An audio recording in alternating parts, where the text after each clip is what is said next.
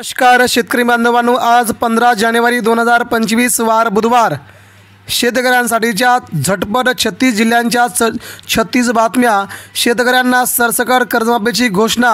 शेतकऱ्यांच्या खात्यावरती येणार विमा भरपाई. नेमका कोणते जिल्हे बघूया सविस्तर बातमी.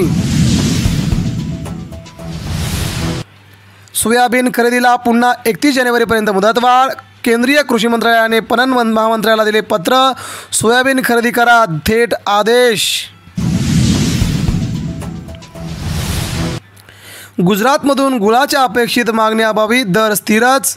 संक्रांतीला विशेष दरवाढ नाहीच. कोल्हापूरही गुळाच्या मागणीवरती होतोय जोरदार परिणाम. शक्तीपीठ महामार्ग सरकार रेटणारच. काम पुन्हा सुरू करण्याचे देवेंद्र फडणवीस यांचे थेट आदेश. तुरीचा दर 6,000 ते 7,800 रुपयांनी कोसळला. सोयाबीन 3,700 ते 4,100 पर्यंत आले.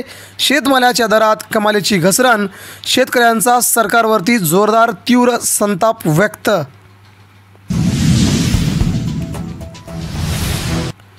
नाफेडची खरेदी बंद झाल्याने 4 राज्यातील सोयाबीन उत्पादक वाऱ्यावर.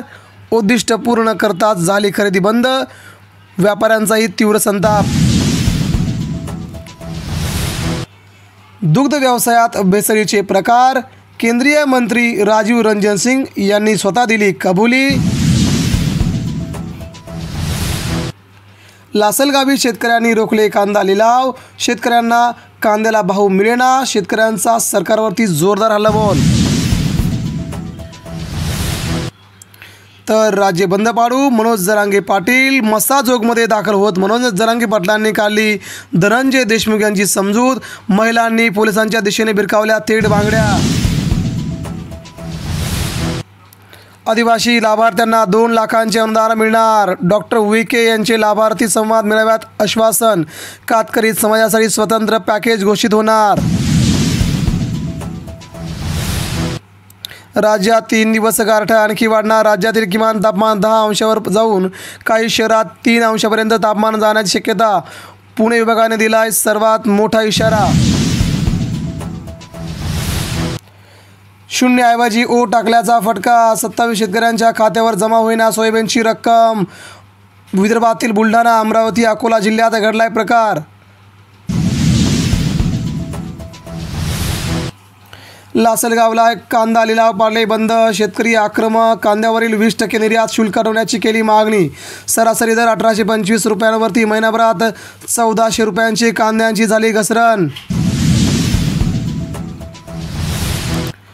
शक्तीपीठ महामार्गाच्या कामाला फडणवीस यांचा हिरवा कंदील. काम थेट सुरू करण्याचे आदेश. महामार्गाचं काम गतीनं सुरू करा. हा महामार्ग जोडतोय राज्यातील 3.5 शक्तीपीठे. जवळ 12 जिल्हे जोडणार हा महामार्ग. महाकुंभ भक्तीचा महासागर. घोटवणाऱ्या थंड पाण्यात 2 कोटी भाविकांचे शाही स्नान. भक्तीचा महापूर प्रयागराज येथे. अपघात नुकसान भरपाईपोटी 14 कोटी. 5 वर्षात एसटीचे 317 अपघात. 34 जणांचा बळी. काळजी घेण्याचे गिरीश महाजन यांचे आव्हान. मुंडे कराडने सह्याद्रीवर डील करून नोटांची मोजदाद केली. संदीप क्षीरसागर यांचा गंभीर आरोप. आका हाजीर हो म्हणत लोकांचा तीव्र संताप. 3000 शिक्षकांचे कडाक्याच्या थंडीत रस्त्यावर झोपून दंडवत आंदोलन. भाजप सरकारने तरुणांची दुर्दशा केल्याचं उदाहरण. विरोधकांकडून सरकारवरती जोरदार तीव्र संताप. रुपया रडवणार. महागाई वाढणार. पेट्रोल स्वस्ताई टळणार. मोबाईल लॅपटॉप स्वस्त तर इंधन होईल महाग. शेतकऱ्यांनाही बसणार जोरदार फटका.